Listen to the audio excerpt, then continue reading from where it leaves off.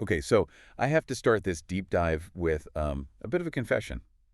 Oh, Yeah, and it's honestly a little embarrassing, especially considering what we do here. this is a safe space, mostly. What have you done?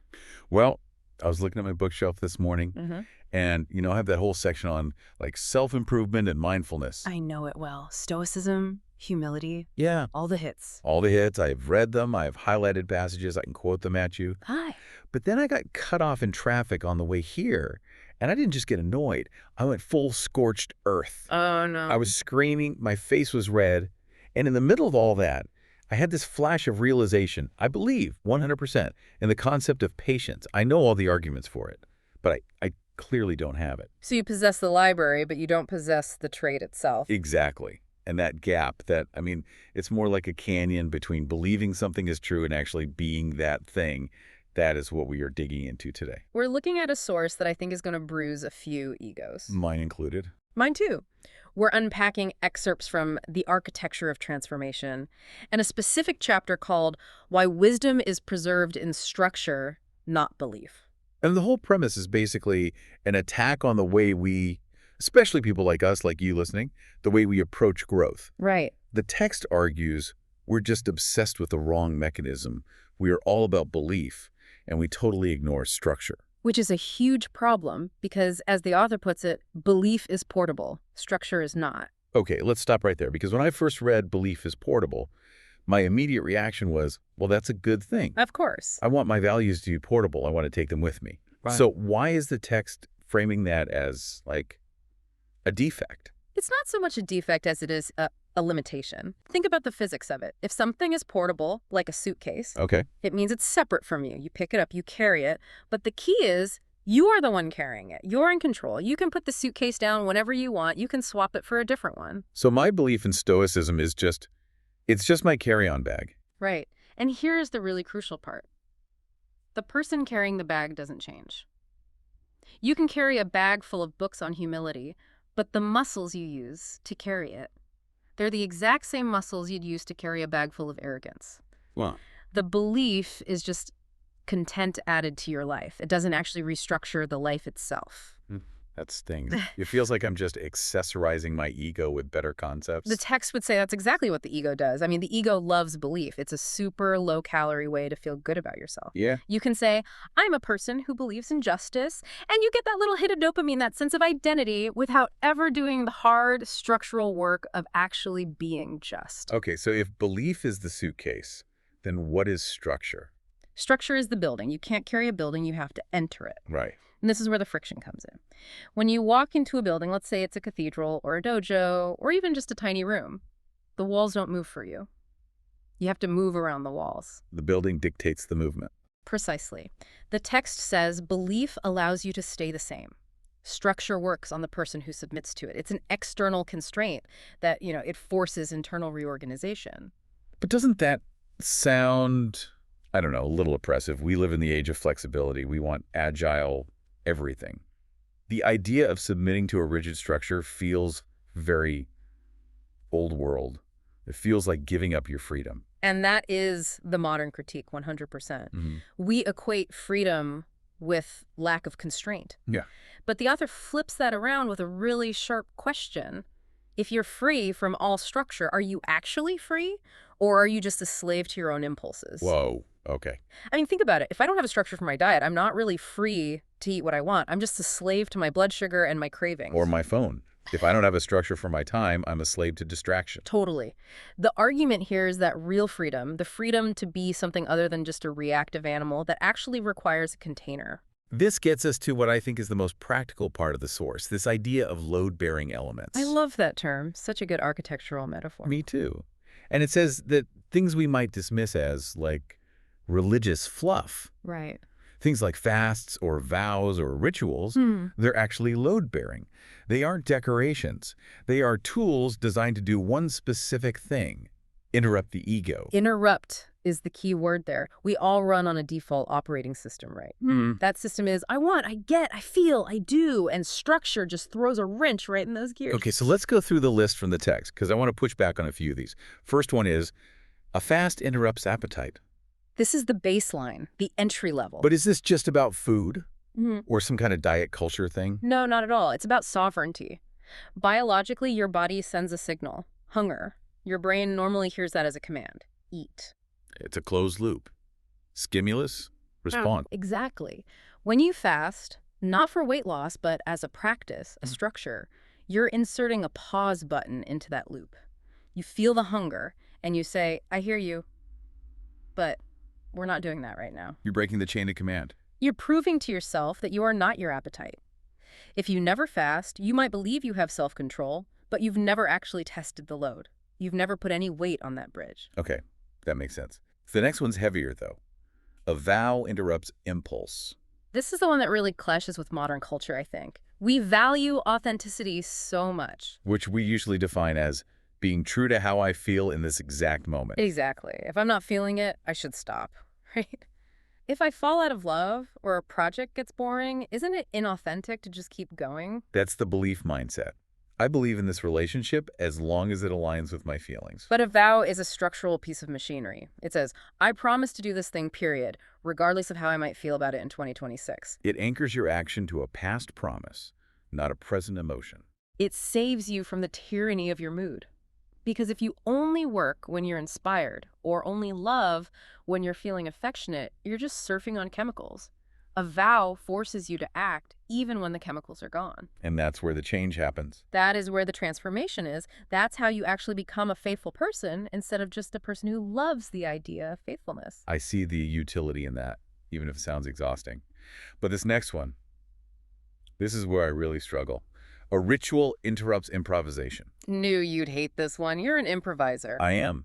I value wit. I value being in the moment. The idea of repeating the same words, the same movements over and over again, it feels dead to me. It feels like you're just going through the motions. Okay, let me play devil's advocate. Why do you love improvisation so much? Because it's creative. Yeah. Well, it's me. I'm expressing myself. Exactly. It's me. Improvisation is the absolute playground of the ego. Look how clever I am. Look at this brand new thought I just had. The ego loves being the author of the moment. Okay. I feel very seen right now. But ritual denies you that pleasure. If you go to a tea ceremony or a Latin mass or even a military funeral, you don't get to be clever. You don't get to say, I think I'll spice up the dialogue here. No. No, you have to submit to a form that is older and, frankly, bigger than you are. So the boredom I feel in a ritual is actually the point. The submission is the point. It silences the little performer inside you. It says, this moment is not about your personality. And paradoxically, that can be incredibly freeing. When you stop trying to invent the moment, you can finally just inhabit it. That connects right to the next one. Silence interrupts performance. And we are always performing. Always. Even right now, I'm aware of the microphone. I'm thinking about how I sound. I'm already thinking about my next question. Right. We're projecting. But we even do it when we're alone. We rehearse arguments in the shower. We justify ourselves to some imaginary jury. We are constantly running a PR campaign in our own heads. The internal lawyer. The internal lawyer. That's perfect. Structural silence. So not just, it's quiet in here, but a dedicated practice of silence. Like in a monastery, it fires the lawyer. You just sit there, and eventually the PR campaign runs out of fuel. You have to sit with the reality of who you are when you aren't trying to impress anyone. And that is, for most of us, a terrifying experience. Because what if there's nothing there? Or what if what is there is ugly? That's the risk. But it's also the only place you can start to build something real. You can't renovate a house while you're still busy painting over all the cracks. This brings us to the final, and I think the most controversial one on the list. Hmm. A lineage interrupts self-authorization.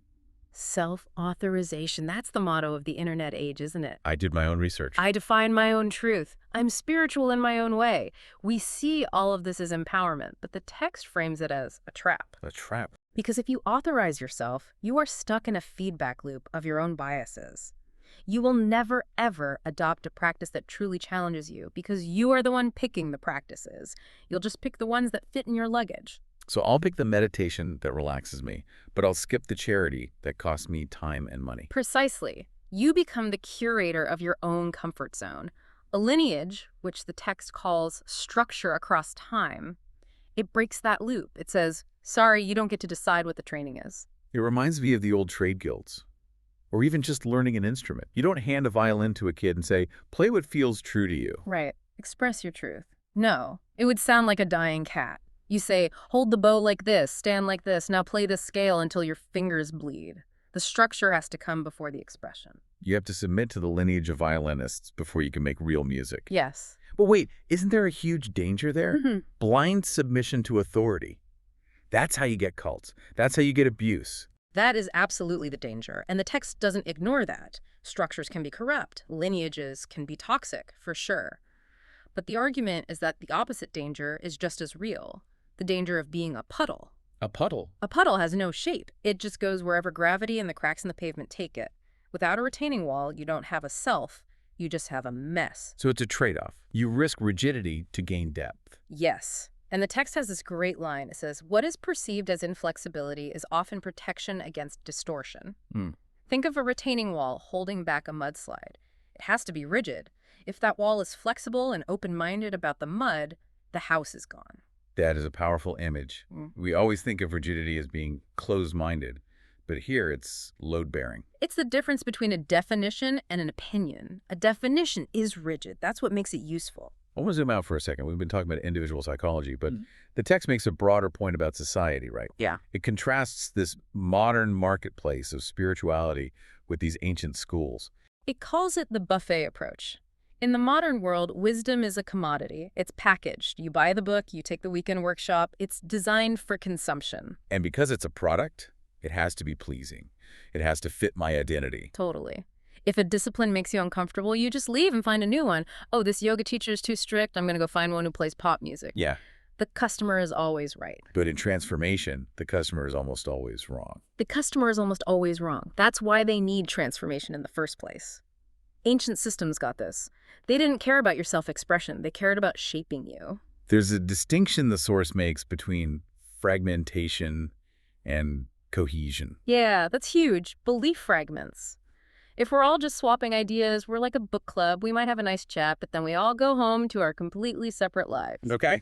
But structure coheres.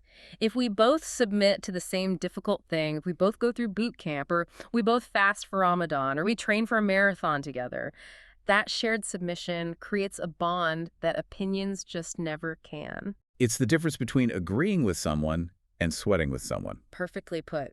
Shared load-bearing creates community. Shared beliefs just create echo chambers. So if we accept this premise that we need structure, not just more information, where does that leave the learner? I mean, our listeners love learning. They love that aha moment. Also, that aha moment is a trap. It feels like change, but it's usually just an adrenaline spike. The real challenge here is to shift the fundamental question you ask yourself. The text says we usually ask, what do I believe? And instead, we should be asking, what form am I willing to submit to?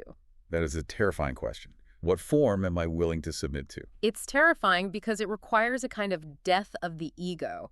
It requires you to say, I am not smart enough to invent my own path out of this. It requires humility. Not the belief in humility that I have on my bookshelf. No, the actual humility of following a rule that you did not write. It reminds me of that story about the potter, the ceramics class. The students who spent the whole semester trying to make one perfect pot, that portable belief in perfection, they all made mediocre work. Right. But the students who were just told to make 50 tons of pots, the structure of production, they ended up making the best art. The structure did the work. The sheer repetition, the constraint. It forced the quality out of them. They couldn't think their way to a good pot. They had to work their way there. So let's bring this all back to the traffic jam, back to my road rage. Let's do it. I have the beliefs, I have the theory, I lack the structure. If I wanted to actually change that reaction, what would I have to do? Read another book on patience. No. Please, put the book down. You would need a structure that interrupts the impulse of anger before it takes over. Maybe it's a vow of silence in the car. Maybe it's a specific breathing ritual you force yourself to do. Not when you feel like it, but every single time you turn the key in the ignition. Something that feels mechanical. Yes. Mechanical is good. Mechanical is reliable. You need a mechanism that engages before your emotions do. You need that retaining wall. I think that's the takeaway for everyone listening. Mm-hmm. We live in a world of infinite information. You can download the wisdom of the ages in a PDF file, but you cannot download character. Character is built on sight. And it's built with load-bearing elements. So here is our challenge to you, the learner. And I'm warning you, don't just nod along and agree with this. Don't just add the importance of structure to your mental luggage. That would be the ultimate irony, wouldn't it? Look at the area of your life where you feel the most stuck. The place where you have all the knowledge but see the least progress. Maybe it's your health, your temper, your focus. And ask yourself, have I just been trying to solve this with belief? Have I been trying to think my way out of the problem? And if the answer is yes, just consider this. You might need to stop learning and start submitting. Find a structure, a fast, a vow, a routine, a lineage that is bigger than your preferences, and let it carry the load. It won't be comfortable, but it might just be real. Thanks for diving deep with us. See you in the structure.